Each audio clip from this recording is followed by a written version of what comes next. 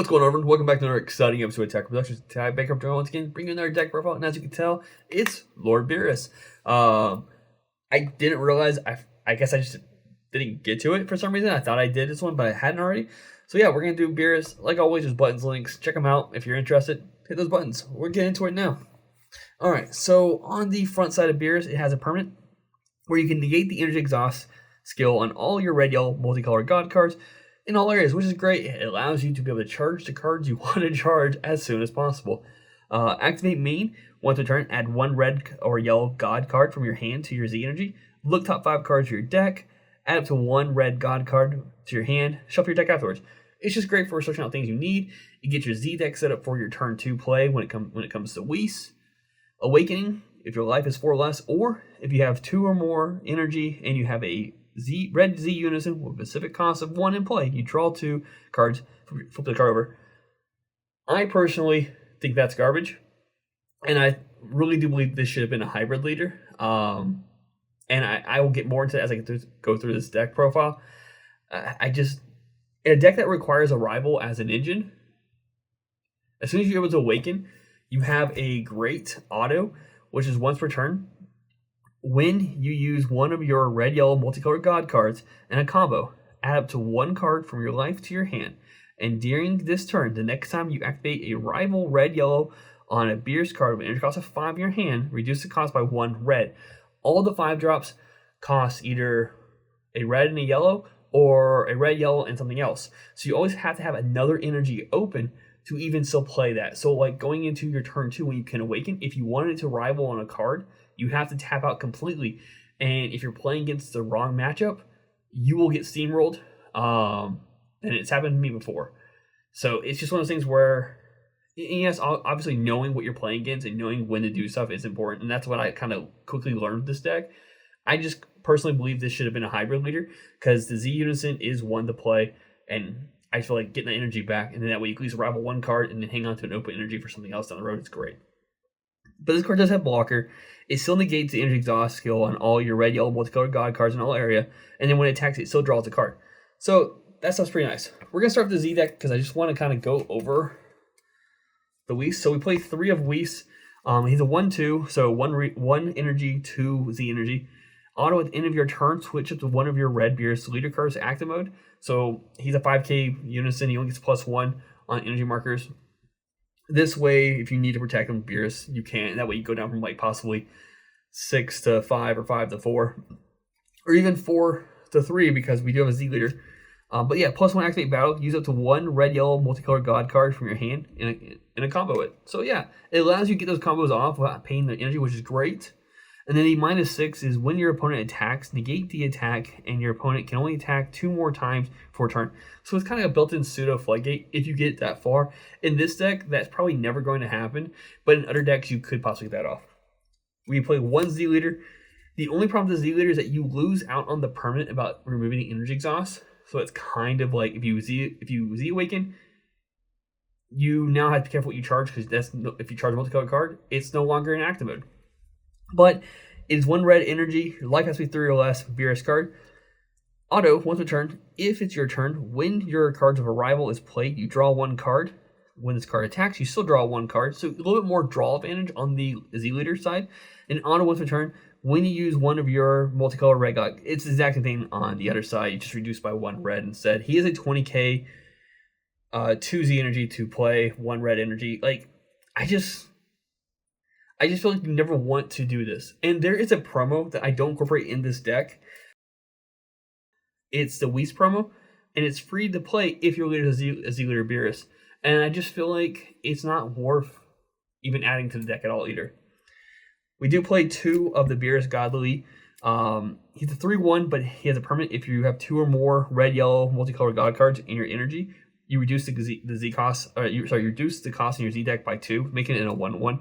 And a 1/1 for 15k isn't bad, especially when he has an auto. When his card attacks, if you have 3 or more red cards in your energy, use up to 1 red, yellow, multicolored card from your drop and combo with its skills negate it for the turn.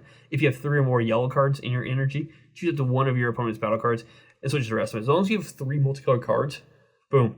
It allows you to combo a card off. It allows you to switch a card to rest mode.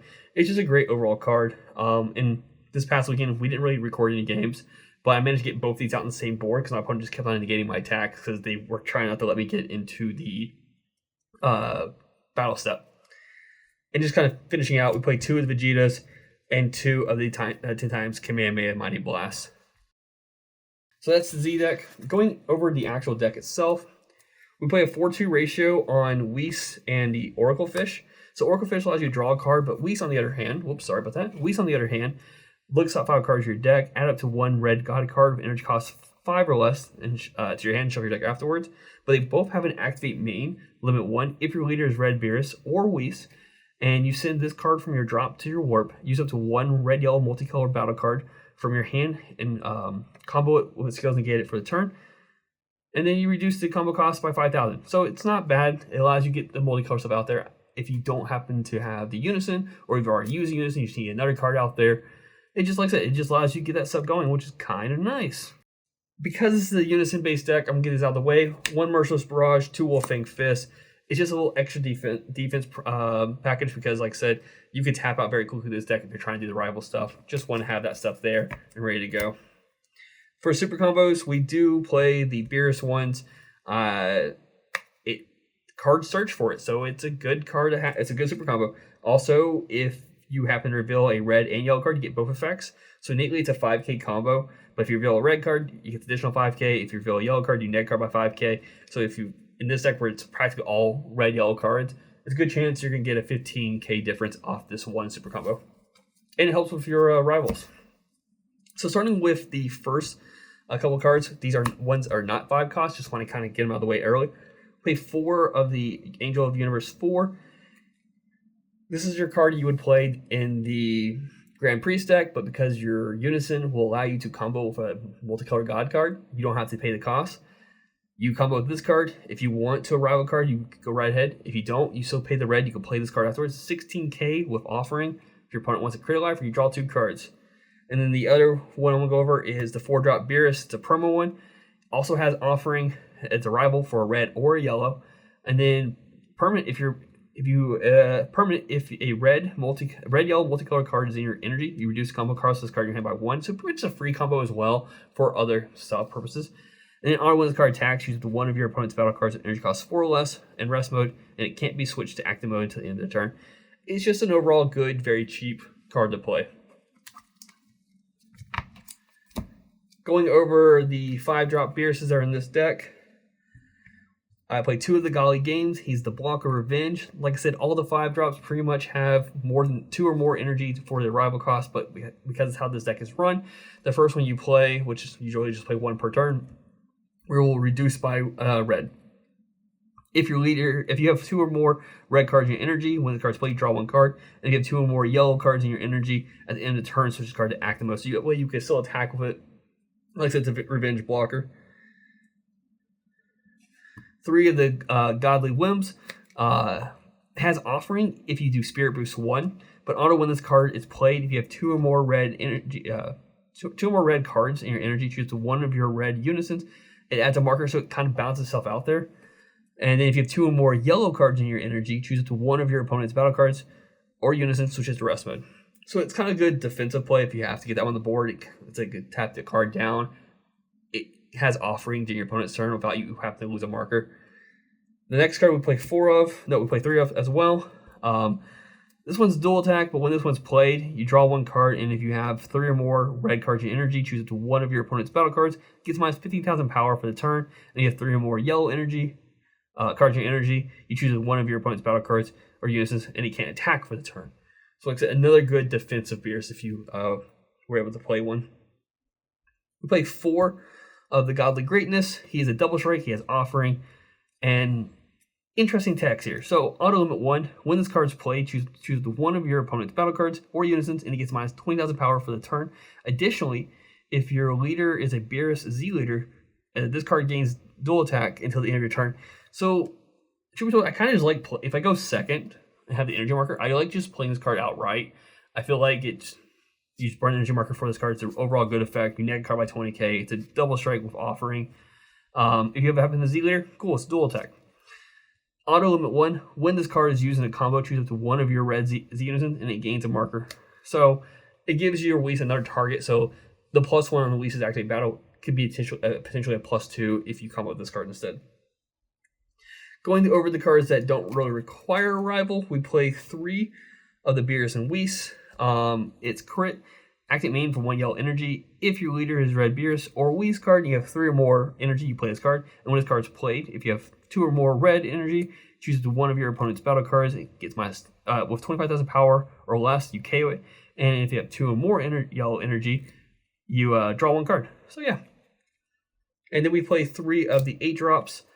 Double Strike, it is 2 energy to play this card if your leader is red or yellow, and you have 4 more energy, draw 1 card, play this card from your hand. But when this card's played, if you have 2 or more red cards in your energy, choose up to one of your opponent's leader or battle cards, both in rest mode, and it can't attack until the end of your opponent's turn. If you have 2 or more yellow cards in your energy, choose one of your opponent's battle cards, ignoring barrier, and it gets minus 20,000 power for the turn. A little bit backwards, because red is the card that typically will neg stuff out, while yellow keeps stuff locked down or tapped, or rested.